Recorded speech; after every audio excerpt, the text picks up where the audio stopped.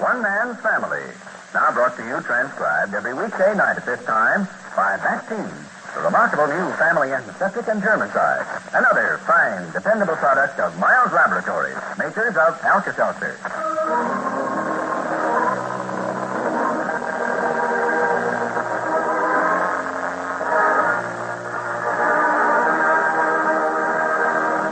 Overheard between Paul and Clifford on the back terrace. Is Dad giving him a bad time? I've been trying to convince him it's impossible for him to see Christine until she gets Rex Frome squared away. Dad gets messed up, and it's really liable to have some fireworks. Well, you know how Dad is. Don't we ever? Reverse.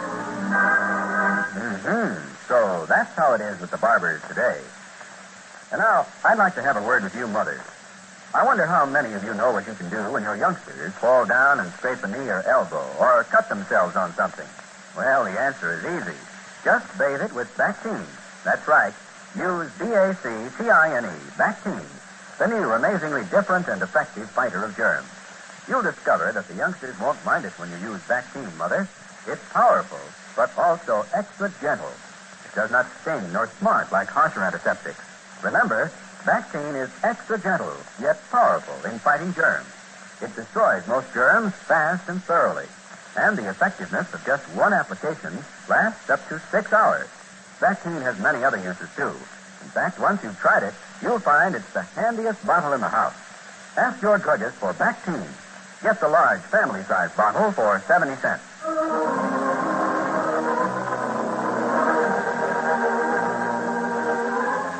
Chapter 14, Book 76, the book of Rexford, Frome. The weatherman has made good on his promise of a warm, pleasant evening in San Francisco. Up in Seacliff, 2 members of the Barbour clan at least are enjoying the outdoors. Clifford and Jack sit on the terrace of the family home. Can you imagine staying inside on a night like this? What's the matter with people anyway, Cliff? Well, it just goes to prove we're the only bright ones in the family, that's all. You're not kidding. As soon as Betty and I got the kids in bed, I said, let's go across the hedge and sit with the family on the terrace. It'll be swell over there. Would you think she'd jump at it? Women always complain about having to be in the house. When they can get out, they don't want to do it. Brother, women get more mysterious every day I live. Maybe Betty just wants to be alone, Jack. Could be. She gave me a song and dance about not leaving the kids alone, but she seemed very happy to have me come over. Oh, that's right. You haven't got Nicorette. Bet you miss her. Sure do. I'm glad she's going to the Sky Ranch. She needs a good rest. She's probably working just as hard up there. I never saw anybody go the way she does. I wonder what Mom and Dad are doing. I thought they'd be out here for sure. And Dad had Paul calling, trying to get some dope on Frome. Oh, fine. And Mom was acting as referee, I suppose. I don't know. I ducked out. So I guess you'll just have to get along with my business company. Well, I'll try you out for a little while. But you better come up with something good, because I'll be eating the old hay before too long. Oh. How you tonight, Mr. Gann? Huh? Dad's workshop over there. You call me? No, I just said hello. I'll be right over. Okay. Miss Gladys Johnson.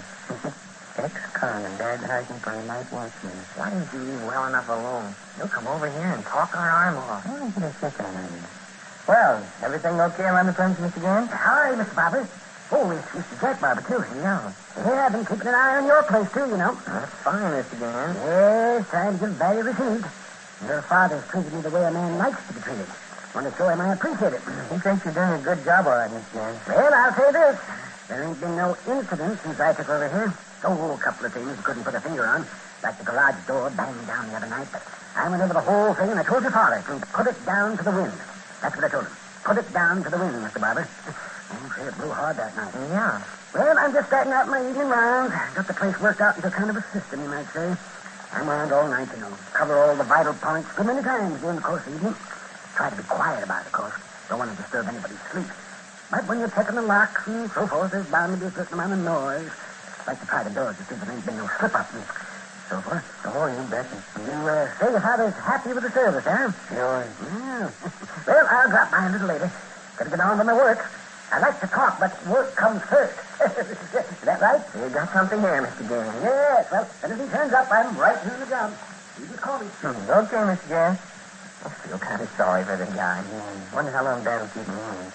Since Christine got here, I think the Frome menace has cooled off, isn't it? Not as far as Dad's concerned. He won't be satisfied till the guy's gone. And that can't be too soon for me either. Has Paul said anything to you about what Christine's going to do? And Didn't? You try to get anything out of Paul. You soon, Christine. You knew that, didn't you? Well... Oh, come on. Paul told me himself that you were down here the other night just before she came over.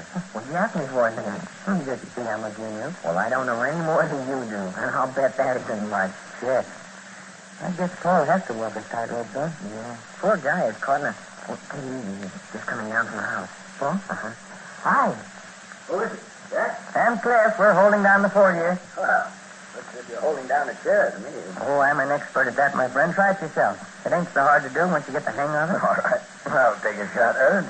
Now, what you been doing, Paul? This is no kind of a night to be in the house. Well, I've been trying to get out for the last half hour. Dad giving you a bad time? No, I've been trying to convince him it's impossible for him to see Christine until she gets Rex squared away. He's got the notion in his head now that if he'd only talk to her, he'd have Frome out of town before he could say Jack Robinson. If he gets messed up in it, we're really liable to have some fireworks. Yeah, Dad is. Don't we ever? Christine's coming over tonight. She'll probably be able to tell me what her plans are. You're going to be here again? Mm-hmm. I got a note from her this morning saying she'd arranged to get out for a while tonight. She said Rex was watching us so close it's pretty hard for her to call me on the phone anymore. Is she planning to take Rex back to you? I suppose. I've only seen her the one time. The night when she first got in town. Well, you'll probably get all the dope tonight. What time's she coming, Bud? Well, she'll be here in a few minutes now. Here comes our pal Ernie Gansback. Better give him the brush off. They say, Mr. Jack. Yeah? I was just checking over at your house and... Oh, good evening, Mr. Barbour. Well, how are you tonight? On the job, Mr. Paul. Covered the entire ground. What were you saying about my house? Yes, as I told you earlier, it's part of my service. And because you're one of Mr. Barbour's sons and living right next door and so forth, I'm keeping a watch on your place as well. Yeah, but what... Yes, I was going to tell you about your wife. Huh? Nothing wrong with Betty, is there? Oh, no. I'll see to that. What about her? Well, she asked me to tell you to come home. Oh. God, thanks. You had me scared for a minute. Yeah, me too. No, nothing amiss at all over there. I was just checking on your door, and she heard me. We passed the time of the evening, and she asked me if I'd be so kind to ask you to come on home. She'd like to call and wake the children. She's a little lonesome, too, I guess. She's a very sweet woman, your wife. You know, every time I see her... Well, thanks, Mr. Gaines. Oh, part of the service. Well, I'll see you guys. Okay. Night, Jack. Yes, you'll find everything all right over there. That's fine, Mr. Gaines. Thanks again. I tell you, they make a fine young couple. 6 young daughters. I take a family like that, and a man would have to have a heart of stone not to like me. Yeah, I'm going to take good care if nothing happens to them. And it's an emergency. You can bet on that. That right, Mr. Barbour? You're talking to me or to Paul? Oh, here's a little confusing. There's so many, Mr. Barbour. Yeah, well, you've got a date, haven't you, Paul? Yeah, pretty soon. Well, don't let me keep you. If there's something you want to do. You're, making something on me, isn't that it, Paul? Yeah. Well, don't need to worry about it at all. I'll be right around. You won't be disturbed. Yeah, well, I think I'll go in the house now. I know you want to be alone here first. Hey, your mother and father are going up to their room. I saw the light go on in their bedroom just a little bit ago. Yes, about time for them to be turning in. I'm getting to know their habits pretty well. Oh, I'll be around all night. They'll be safe. Don't have to worry about them. Well, I'll go in, Paul, so you can be alone. Yeah, okay, Cliff. Yeah. Tell her hello from me, huh? Right. Okay, Cliff. Good night. Yes, good night. Yeah, maybe a young lady, I tell you. There's romantic surroundings here. I often stop on this terrace during the night, and I just look out there, and I say to myself, where would you find a sight like this? Anywhere in the world. I think that Golden Gate Bridge. The engineering marvel to begin with. But aside from that, now let's put that aside, say, and consider it from the beauty angle. Just take a look at it, Miss Barbour. Oh, you can talk about Europe all you want. Of course, I ain't been there, but I say they can't match the view you got right here in secret. Am I right? Oh, yes, that's right. That's one reason I like to be on this job. Hey, just a second, Mr. Gans. I want to take a look over here. Anything wrong? No, I just want to see if the person I'm expecting is coming.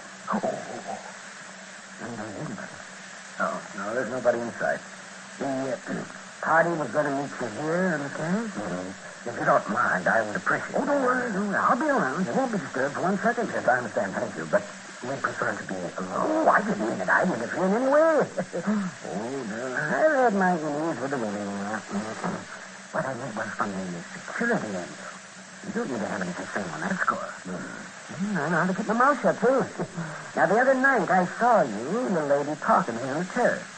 I made a point of going about my duties, but not interfering. I don't suppose you was even aware that I noticed you. Well, that's fine. Yeah, it'll be the same tonight. I'll be watching and not watching, if you know what I mean. Hey, Paul, Yeah, Cliff? come here a second, will you? Okay. I'll be right with you. Well, I'll get on with my round. Nice to talk to you. Yeah, all right. Well, I'm certainly glad you came out, Cliff. That Gans has been talking to me silly. I'm afraid Christine might have heard him. He's been afraid to come on now. I'm sorry, John. Christine's not coming. Huh? I can talk to him on the phone. Why didn't you call me? I didn't have time. He couldn't even finish what you started to say. The phone was cut off right in the middle of the message. And the big guy mentioned that she won't be able to keep on doing it. What did she say? Well, I mentioned she answered you. I was going to wait and call you because you wouldn't have time when you needed his message. He said, tell Paul I can't leave him tonight because he's a stunt. Phone clicked. You don't come in. I see. Paul, you don't suppose Paul knows something, do you?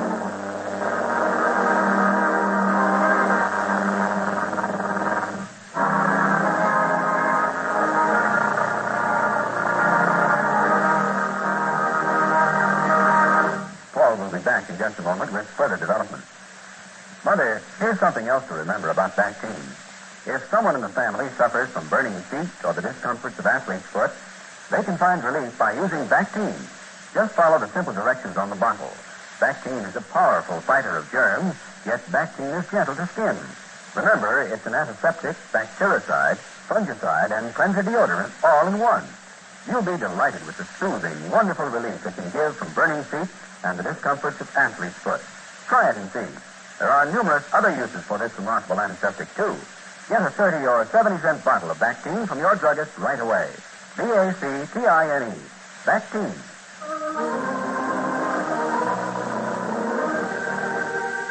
All right, Paul. My disappointment was great when I learned that Christine couldn't meet me tonight. But my concern for what may be happening at the Frome place is even greater. Each day the shadow of Rexford Frome grows darker and more ominous. And that's how it is with the Barbours today. Good night.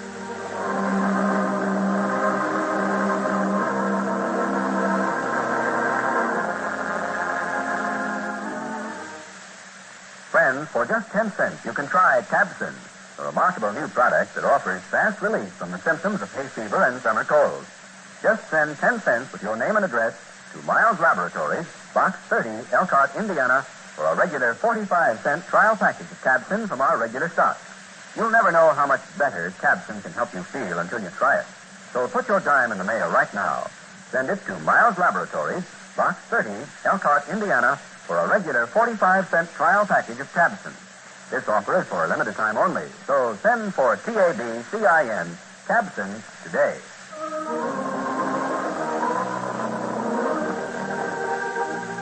One Man's Family is brought to you transcribed every weekday night at this time by Miles Laboratories, makers of Bactine. Tomorrow, Chapter 15, Book 76. This is a Carlton E. Morse production, directed by Michael Raffetto.